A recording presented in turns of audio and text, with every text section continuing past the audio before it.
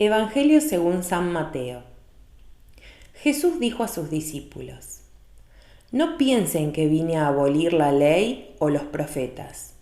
Yo no he venido a abolir, sino a dar cumplimiento. Les aseguro que no desaparecerá ni una i ni una coma de la ley antes que desaparezcan el cielo y la tierra, hasta que todo se realice. El que no cumpla el más pequeño de estos mandamientos y enseñe a los otros a hacer lo mismo, será considerado el menor en el reino de los cielos. En cambio, el que los cumpla y enseñe será considerado grande en el reino de los cielos. Les aseguro que si la justicia de ustedes no es superior a la de los escribas y fariseos, no entrarán en el reino de los cielos. Ustedes han oído que se dijo a los antepasados: no matarás, y el que mata debe ser llevado ante el tribunal. Pero yo les digo que todo aquel que se irrita contra su hermano merece ser condenado por un tribunal, y todo aquel que lo insulta merece ser castigado por el Sanedrín, y el que lo maldice merece la gehenna de fuego. Por lo tanto, si al presentar tu ofrenda en el altar te acuerdas de que tu hermano tiene alguna queja contra ti, deja tu ofrenda ante el altar, ve a reconciliarte con tu hermano y solo entonces vuelve a presentar tu ofrenda. Trata de llegar enseguida a un acuerdo con tu adversario mientras vas caminando con él, no sea que el adversario te entregue al juez y el juez al guardia y te pongan preso. Te aseguro que no saldrás de allí hasta que hayas pagado el último centavo.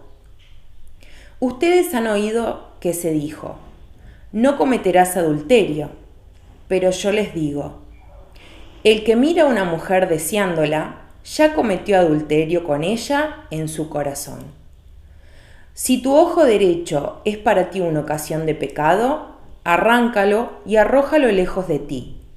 Es preferible que se pierda uno solo de tus miembros y no que todo tu cuerpo sea arrojado a la gehenna. Y si tu mano derecha es para ti una ocasión de pecado, córtala y arrójala lejos de ti. Es preferible que se pierda uno solo de tus miembros y no que todo tu cuerpo sea arrojado a la gehenna.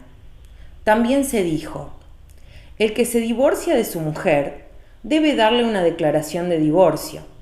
Pero yo les digo: el que se divorcia de su mujer, excepto en caso de unión ilegal, la expone a cometer adulterio. Y el que se casa con una mujer abandonada por su marido, comete adulterio.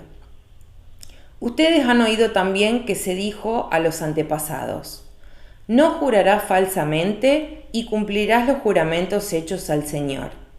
Pero yo les digo que no juren de ningún modo, ni por el cielo, porque es el trono de Dios, ni por la tierra, porque es el estrado de sus pies, ni por Jerusalén, porque es la ciudad del gran rey. No jures tampoco por tu cabeza, porque no puedes convertir en blanco o negro un solo de tus cabellos.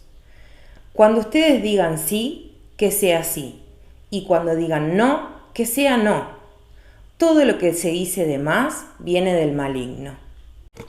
Hola amigos y amigas. Los hebreos llaman ley a los primeros 5 libros de la Biblia, pero no es un código de derecho como lo entendemos hoy.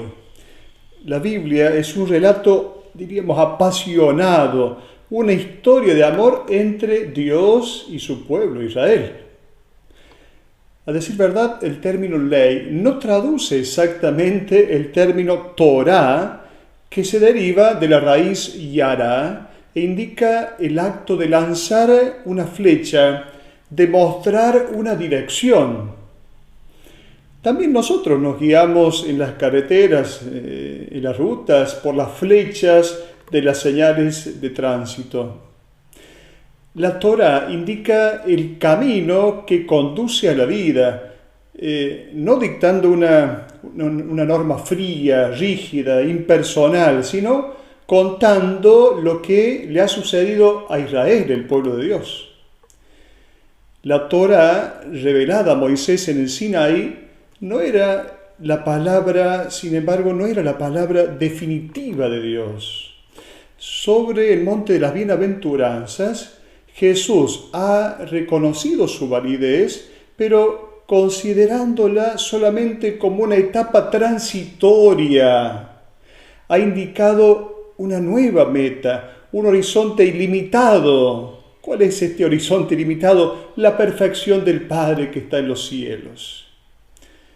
Quien no practica esta nueva justicia, que es inmensamente superior a la de los escribas y los fariseos, se para a mitad de camino, no entra en el reino de Dios, es decir, no entra en la lógica de Jesús, en el pensamiento de Jesús.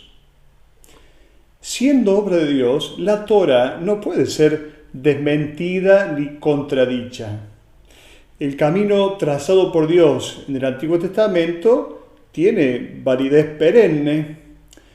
En la primera frase del Evangelio de hoy, Jesús afirma esta verdad. No piensen que he venido a abolir la ley o los profetas. No vine a abolir, sino a cumplir. En realidad la palabra apropiada no sería abolir, sino derrumbar. Jesús se mostraba respetuoso de las leyes e instituciones de su pueblo, pero las interpretaba de una manera totalmente original. Su punto de referencia no era la letra pura, dura del precepto, sino siempre el bien del hombre, siempre el bien del hombre. Más aún que la falta de observancia de las prescripciones de los rabinos, lo que verdaderamente creaba desconcierto era el mensaje de Jesús, diríamos su nueva Torá, que a juicio de sus contrarios demolía, derribaba los principios y los valores sobre los que se basaba la institución religiosa y civil del pueblo de Israel. Y en la segunda parte del Evangelio se presentan 4 ejemplos del paso hacia adelante exigido a todos los que quieran entrar en el reino de los cielos. Se trata de 4 disposiciones que ya se encuentran en el Antiguo Testamento y que no son invalidadas, sino explicadas de un modo original. Los ejemplos aportados van a ser 6, pero el Evangelio de hoy solamente presenta 4. Los otros 2 quedan entonces para ser presentados el próximo domingo. Todos son introducidos por una fórmula típica. Han oído que se dijo en los antepasados, ahora yo les digo, ahora yo les digo. Entonces, evidentemente no se trata de demoler lo anterior, sino que lo que Jesús hace es una propuesta que le da plenitud a aquello que indicaba la antigua ley. No matar es el primer caso tomado en consideración en el Evangelio de hoy. Se trata de una exigencia clara, que no admite excepciones y que condena cualquier tipo de homicidio. Esto estaba ya claro en la Torá antigua, claro. Sin embargo, para entrar en el reino de los cielos es necesario saber que no matar indica o implica muchas más cosas. Existen otros modos muy sutiles de matar. A la demonización del adversario, Jesús contrapone su juicio que va a ser es un hermano, no es un adversario, es un hermano. 3 veces repite esta palabra, como una especie de antídoto para sanar el corazón de este veneno del odio. Después afronta la raíz de los conflictos, introduciendo un tema importante que es la reconciliación. Enseñaban los rabinos que la más importante oración de los judíos, que era la Shema Israel, una vez comenzada, no podía ser interrumpida por ningún motivo, ni siquiera en el caso de que una serpiente se estuviera enroscando en la pierna de aquel que está orando. Jesús afirma, en cambio, que con el fin de reconciliarse con el hermano, se debe interrumpir no solo la Shema Israel, sino hasta la misma ofrenda del sacrificio del templo. Por eso para Jesús el hermano es importante. Después de haber hablado del mandamiento de no matar, Jesús pasa al problema luego entonces del adulterio. Jesús insiste, frente a estas situaciones, es necesario tener el coraje de cortar por lo sano, aunque sea doloroso, antes que estos malos deseos se transformen en adulterios de hecho. 2 son los miembros del cuerpo que es necesario estar dispuestos a amputar: el ojo derecho y la mano derecha. En este contexto son el símbolo de aquello que despierta la libidine, que son las miradas y los contactos peligrosos expresados en la mano. No se trata de mutilaciones materiales. Jesús insiste, frente a estas situaciones es necesario tener el coraje de cortar por lo sano, aunque sea doloroso, cortar por lo sano, antes que estos malos deseos se transformen luego en adulterio de hecho. Son 2 los miembros del cuerpo que es necesario estar dispuestos a amputar: el ojo derecho y la mano derecha. En este contexto son el símbolo de aquello que despierta la libidine, las miradas y los contactos peligrosos que están expresados en las manos. No se trata de mutilaciones materiales, claro, sino de un fatigoso, podríamos decirlo, autocontrol. Luego se habla de la Gehenna. ¿Qué es esto de la Gehenna? La Gehenna es el valle que limita al suroeste la ciudad de Jerusalén. Era el basural de la ciudad, el lugar maldito, así se lo consideraba, donde se habían sacrificado y quemado niños en honor al dios Moloch. ¿Esto qué quiere decir? Que quien no sabe imponerse esas renuncias en el campo de la sexualidad, corre el peligro de arrojar todo su cuerpo, la propia persona, a la Gehenna, es decir, al basural, aquello que es lo inservible. Por lo tanto, no es un castigo de Dios esto de la Gehenna, sino que es la consecuencia misma del pecado. La persona se convierte en desperdicio.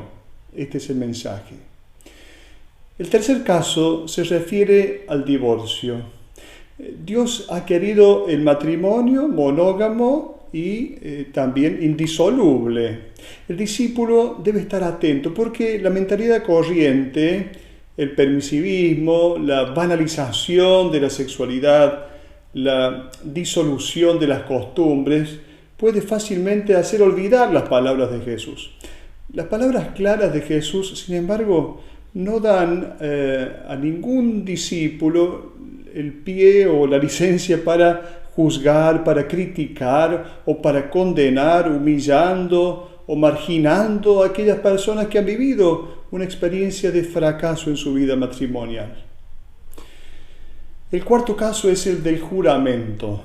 Durante el exilio de Babilonia, los israelitas habían asimilado de los babilonios, entre otras malas costumbres, la costumbre de jurar sin motivo, hasta el punto de no proferir ninguna afirmación sin acompañarla de juramentos. A veces nosotros en el hablar vano que tantas veces tenemos, expresamos esto, te lo juro, decimos. Existen algunos elementos que hacen inaceptable el juramento para Jesús. En primer lugar, eso presupone una concepción pagana de Dios, quien es imaginado como un vengador, pronto a lanzar rayos y centellas contra alguien que es mentiroso. Y luego refleja también el tipo de sociedad en la que vivimos, en la que reinan la desconfianza, la deslealtad, las sospechas mutuas. En la comunidad de los discípulos de Jesús, el juramento es inconcebible, puesto que se trata de una comunidad constituida por personas de corazón puro y guiadas por el Espíritu de verdad. El mandamiento que Jesús nos dejó no se encierra en una estéril observación de una ley. La ley no tiene otra función que custodiar el amor. Por lo tanto, el mandamiento de Jesús es posibilidad de vivir una vida nueva, una vida plena. Dios nos pide aquello que previamente nos da. Dios no obliga, sino que posibilita. Por eso vamos a concluir con esta bonita expresión de San Agustín: dame, oh Dios, lo que me mandas, y luego mándame lo que quieras. Hasta la próxima.